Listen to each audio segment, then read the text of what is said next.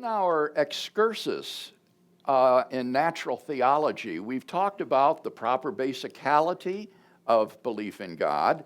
We have looked at the cosmological argument from contingency. We've examined the Kalam cosmological argument, and most recently completed a study of the teleological argument based on the fine-tuning of the universe for a cosmic designer. Today, we want to turn our attention to a new argument, which is the moral argument for God's existence. And we can begin thinking about this by asking ourselves a question.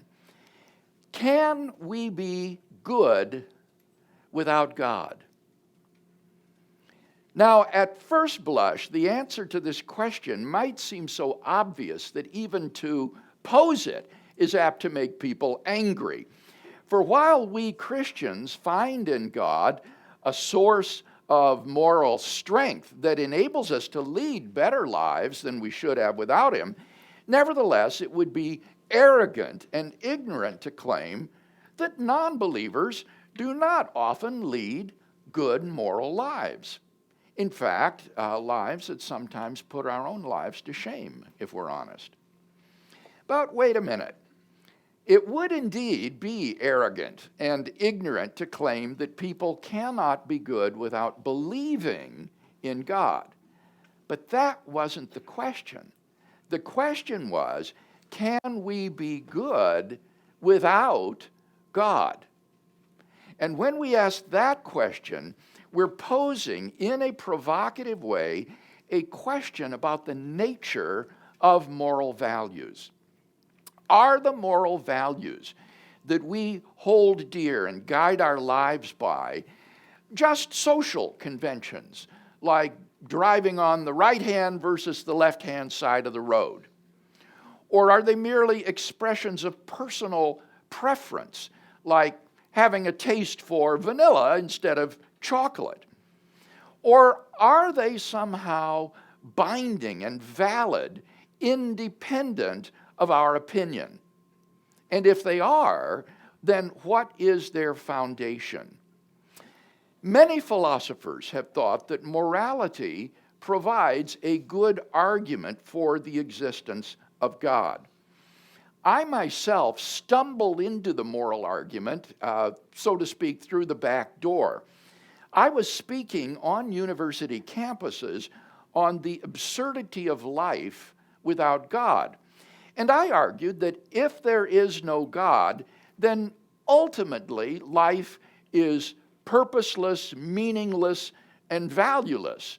In particular, there is no foundation for objective moral values. Everything becomes relative.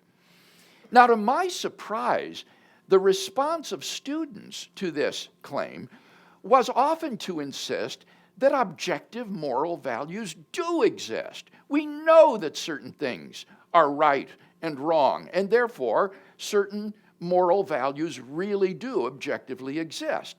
Now, what the students said didn't in any way refute my claim that without God there would be no objective moral values.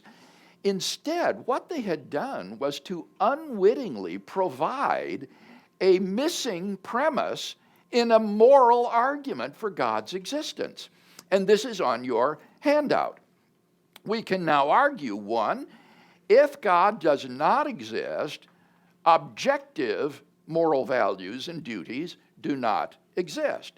But two, objective moral values and duties do exist, from which it follows logically, three, therefore God exists. Now, this simple little argument is logically ironclad. If the two premises are true, then the conclusion follows necessarily and logically. Moreover, this argument is very easy to memorize and share with another person. I had argued for the truth of the first premise. The students had asserted or insisted on the truth of the second premise. And together, the two premises logically imply the existence of God. And I think what makes this argument so powerful is that people generally believe both premises. In a pluralistic age, a relativistic age, students are scared to death of imposing their values on someone else. The conventional wisdom is that you can't tell somebody else that they're wrong and you're right. Who are you to judge someone else in that way? And so premise one seems correct to them. But at the same time, certain values have been deeply, indeed, I think unconsciously instilled into them, such as tolerance, open-mindedness, and love. In particular, they think that it is objectively wrong to impose your values on someone else. So they're deeply committed to premise two as well. They've just never put the two together to see what the implication is. And this can lead to some very strange conversations. I remember talking once with a non-believer who would jump back and forth between the two premises. When we talk about the first premise, he'd agree with it, but deny the second premise. But then when we'd move on to the second premise, he'd agree with it and deny the first premise. And so back and forth we went, with him unable to make up his mind which one he believed and which one he rejected. It would have been funny had it not been so pitiful to see someone floundering in this way simply out of a vain attempt to avoid God. So what I'd like to do is to examine more closely each of the argument's two premises in order to see what defense you can offer on their behalf, and also what objections the non-believer might raise against them. And here we will be departing somewhat from the outline, so you'll need, if you're taking notes, to add in some additional points as we go along. Now, let's take a look first at premise one, that if God does not exist, objective moral values and duties do not exist. Before we can say something in defense of this premise, I want to clarify a couple of important distinctions. First, notice that I distinguish between values and duties. Values and duties. Values have to do with whether something is good or bad. Duties have to do with whether something is right or wrong. Now, you might think that this is a distinction without a difference. You might think that good and right mean the same thing, and the same goes for bad and wrong. But if you'll reflect on it for a moment, I think you'll see that this isn't the case. Duty has to do with moral obligation, what I ought or ought not to do. But obviously, you're not morally obligated to do something just because it would be good for you to do it. For example, it would be good for you to become a doctor, but you're not morally obligated to become a doctor. After all, it would also be good for you to become a firefighter or a farmer or a homemaker, but you can't do all of them. So it's simply not true that because something is good to do, that it means you have a duty or moral obligation to do it. Furthermore, sometimes all we have is bad choices. Think, for example, of the movie Sophie's Choice, where the poor mother has to choose which of her two children are to be sent by the Nazi soldiers to the concentration camp. No matter what she chose, it's a bad state of affairs. And yet it's not wrong for her to make a choice, because she must choose in that circumstance. So there's a difference between what is good and bad and what is right and wrong. Good and bad has to do with something's moral worth and right and wrong has to do with something's being obligatory. Any question about that distinction between values and duties before we proceed?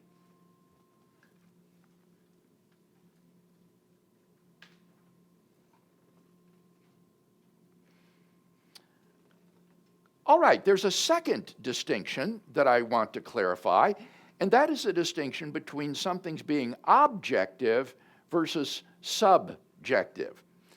By objective, I mean independent of people's opinion. Independent of people's opinions. By subjective, I mean dependent upon people's opinions. So, to say that there are objective moral values is to say that something is good or bad independent of what people think about it. Similarly, to say that we have objective moral duties is to say that certain actions are right or wrong for us regardless of what people think about it. So, for example, to say that the Holocaust was objectively wrong is to say that it was wrong even though the Nazis who carried it out thought that it was right. And it would still be wrong even if the Nazis had won World War II and succeeded in brainwashing or exterminating everybody who disagreed with them so that everyone agreed that the Holocaust was right. And premise one claims that if there is no God, then moral values and duties are not objective in that sense. Any question about this distinction between objective and subjective? Yes, Cody? So I've heard some people ask why you define objective as independent of persons or human opinion, because they'll say usually objective is defined as mind independent. But of course, if it's mind independent, then it can't be rooted in God at that point. So I think the reason is, Cody, that when people say mind independent, and I can virtually guarantee this, they are thinking about people. They're not thinking of God. When they say, for example, that abstract objects are a mind-independent reality, as a Platonist claims, they're not thinking about God. They're thinking about it being independent of human opinion. And the reason that that is justified, I think, is because then everything becomes mind-independent. Or pardon me, the reason that's justified is that if you say that mind-dependent excludes being dependent on God, then everything becomes mind-dependent. And the distinction becomes trivial, it becomes meaningless, because then even the existence of the external world is mind-dependent, because it wouldn't exist if God didn't exist.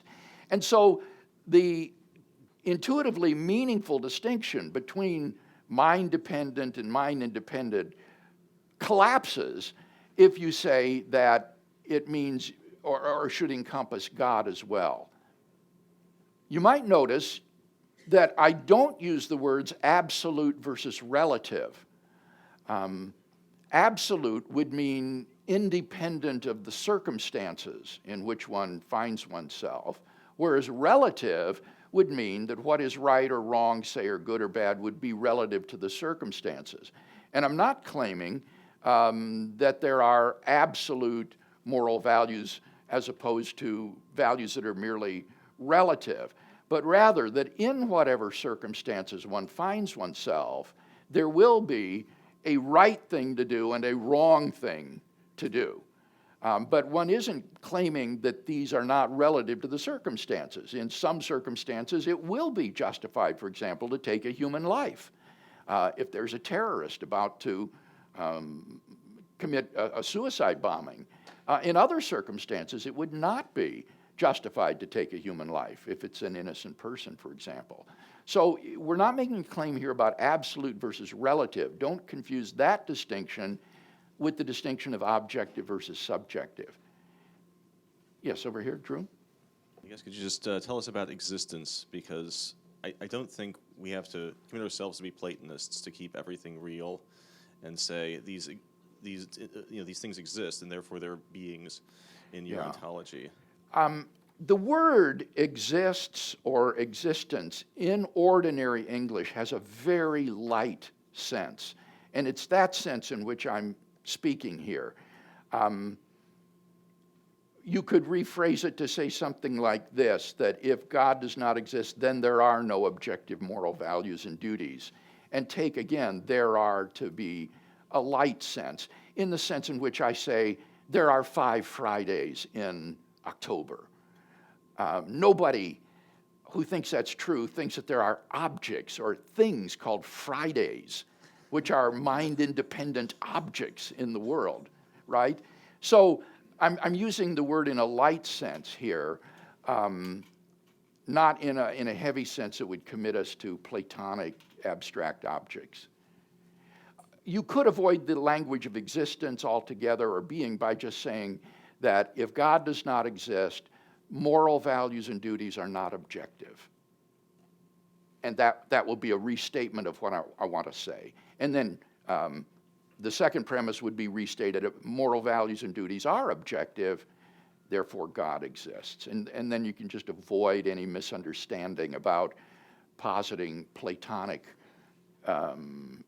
abstract objects, which are virtues or vices. Though we'll come back to this again later on as an alternative to theism, actually. Okay, anyone else? All right, well then let's move to a defense of premise 1, and let's begin by considering first moral values. Traditionally, moral values have been based in God, who is taken to be the highest good. But if God does not exist, then what is the basis of moral values? In particular, why think that human beings have objective moral worth? The most popular form of atheism is naturalism. And naturalism holds that the only things that exist are the things that are postulated by our best scientific theories. But science is morally neutral. You can't find moral values in a test tube. And so it would follow immediately that moral values and duties don't exist on naturalism. They're just illusions of human beings. But even if the atheist is willing to go beyond the bounds of science, why should we think that on atheism human beings are morally valuable? After all, in the absence of God, they're just accidental byproducts of nature, which have evolved relatively recently on an infinitesimal speck of dust called the planet Earth, lost somewhere in a hostile and mindless universe, and which are doomed to perish individually and collectively in a relatively short time. Richard Dawkins' assessment of human worth may be depressing, but why, on atheism, is he wrong when he says, and I quote, "There is at bottom no design, no purpose, no evil, no good, nothing but pitiless indifference. We are machines for propagating DNA. It is every living object's sole reason for being," end quote. On an atheistic view, moral values seem to be just the byproduct of biological evolution and social conditioning. Just as a troop of baboons exhibit cooperative and even self-sacrificial behavior because natural selection has determined it to be advantageous in the struggle for survival, so their primate cousins, Homo sapiens, have similarly evolved this type of behavior for the same reason. As a result of socio-biological pressures, there has evolved among Homo sapiens a sort of herd morality, which functions well in the perpetuation of our species. But on the atheistic view, there doesn't seem to be anything about Homo sapiens that would make this morality objectively true. Charles Darwin himself wrote in his book, The Descent of Man, "If men were reared under precisely the same conditions as hive bees, There can hardly be a doubt that our unmarried females would, like the worker bees, think it a sacred duty to kill their brothers, and mothers would strive to kill their fertile daughters, and no one would think of interfering. To think that human beings are special is to succumb to the temptation to speciesism, that is to say, an unjustified bias in favor of one's own species. So, if there is no God, any basis for regarding the herd morality evolved by Homo sapiens on this planet as objectively true seems to have been removed. Take God out of the picture, and all you're left with is an ape-like creature on a speck of solar dust beset with delusions of moral grandeur. Second, now consider moral duties. Traditionally, our moral duties were thought to spring from God's commandments, such as the Ten Commandments. But if there is no God, then what basis remains for objective moral duties? On the atheistic view, human beings are just animals, and animals have no moral obligations to one another. When a lion kills a zebra, it kills the zebra, but it doesn't murder the zebra. When a great white shark forcibly copulates with a female, it forcibly copulates with her, but it doesn't rape her, because there is no moral dimension to these actions. They are neither prohibited nor obligatory. So, if God does not exist, why think that we have any moral obligations to do anything? Who or what imposes these moral obligations upon us? Where do they come from? It's hard to see why they would be anything more than just a subjective impression arising from societal and parental conditioning. So, certain actions like incest and rape may not be advantageous biologically and socially, and so in the course of human development they have become taboo. But that does absolutely nothing to show that rape or incest is really wrong. Such behavior goes on all the time in the animal kingdom. The rapist who goes against the herd morality is doing nothing more serious than acting unfashionably. The moral equivalent, as it were, of Lady Gaga. So, if there is no moral lawgiver, there is no objective moral law which we must obey.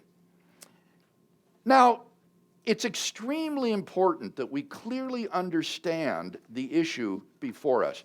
I can almost guarantee that if you share this argument with an unbeliever, someone is going to say indignantly, "Are you saying that atheists are bad people?"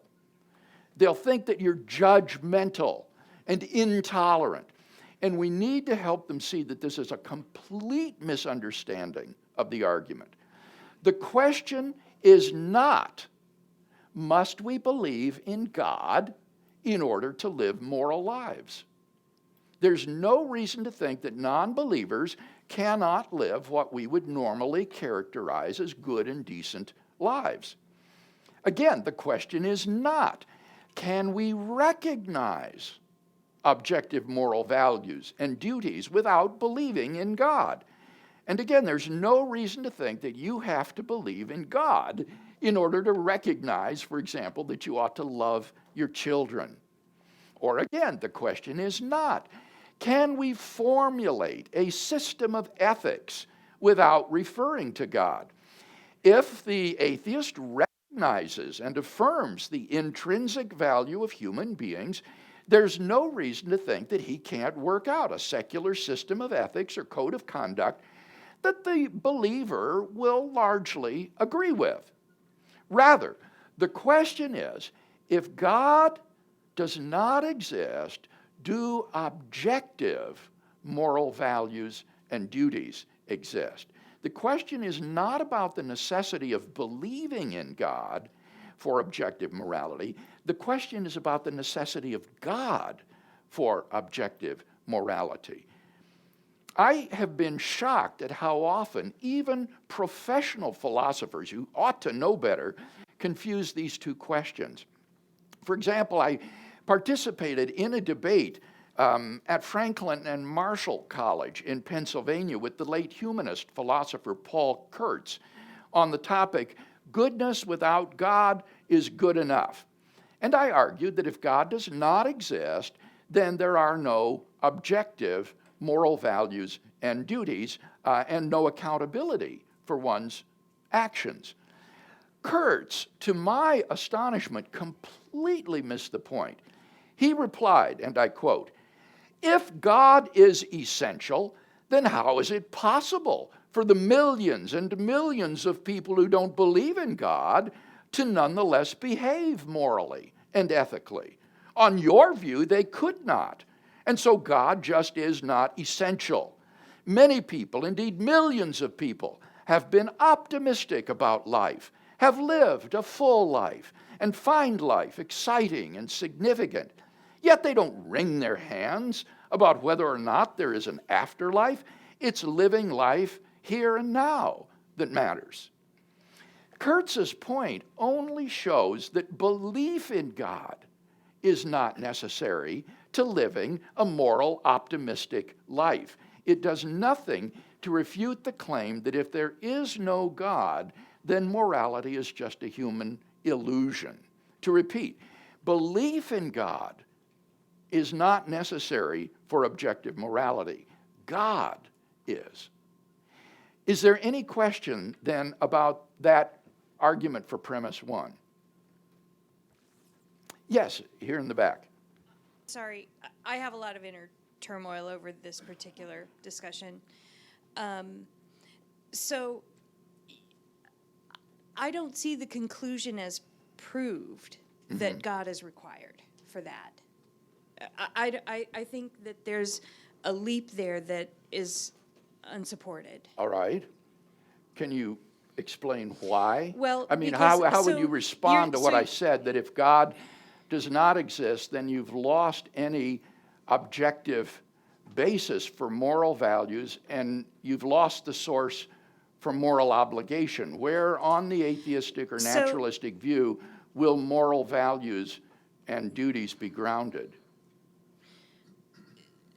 So, from my personal experience, I'll speak from my relationship with my father, because Sure. my father would call himself a naturalist. He does not believe in God.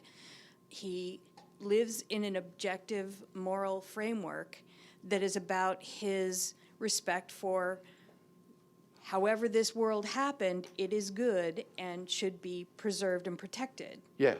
And however society got to where we are today, it should be preserved and protected. Yeah. But what you're saying is whether he knows it or not, his beliefs stem from the fact that God exists? No. Is that what I'm saying? Am I I'm saying asking. that whether he knows it or not, his belief that society should be protected and preserved stems from God? Have I made that claim? I'm not asking you, I'm asking the class. No, I haven't made that claim. Okay. What I've said is that he's right that objective morality exists and that society ought to be preserved and protected. He's right. That's premise two. You see, Are but you what I'm saying that challenging him, premise I want to one- know from his point of view, if atheism is true, why ought society to be preserved and protected?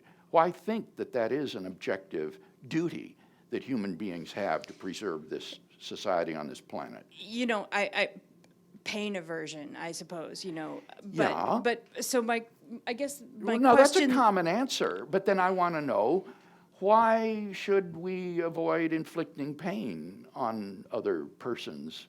In our species, animals inflict pain upon one another all the time. So why are we different? Why is it wrong for Homo sapiens, this relatively advanced primate, to inflict pain? Okay, I'm stumped. But so from the perspective of my father, and I'm here because I kind of see both sides. I think I see both sides, and Sure. I don't have black and white certainty in either direction. Well, now, okay, now, don't let certainty become a sort of bugaboo here. All that's required for a successful argument is that the premises be more plausible than their opposites. So even if it's, say, 52 to 48%, you should go with what seems more probably true. So I'm not arguing here about certainty, just that I think the premise is true, that if there is no God, then moral values and duties aren't objective. And So, okay, that was so why here was I really my spent- question. I'm Okay. sorry. So it's kind of it's all very confusing, and like I said, it's turmoil, and I probably shouldn't have spoken first. But On so the my contrary, you question then, so then my question then, or what I've been feeling is, are you leading up to a judgment that objective morals are superior to subjective morals? Because then I could say that maybe my dad lives in subjective morality, right? If that's different, because he's decided not to hurt people because, yeah. for whatever reason, See, I think subjectively. you're construing this, again, exactly the way I said we should not construe it, that atheists are bad people. And that's not the argument. It is not a judgment about your father or his moral life or virtue. The conclusion to which I'm leading is that God exists. That's the conclusion. But and so that's not obvious to me based on the fact that objective morality, I like, for me there's something missing between the behavioral reality of, like, I see it with my friends raising children.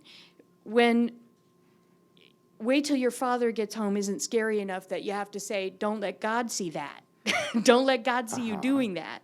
I understand that, and from my father's perspective, and kind of from my perspective too, I want to say almost the question of God is a little bit irrelevant, because I'm going to behave in a good fashion as I see it, even if it turns out that there was no God. I'm not disappointed in myself. I'm still proud of myself for behaving as though there is one. Okay, now I think again that you're misunderstanding the argument. There you're asking about the question of moral motivation.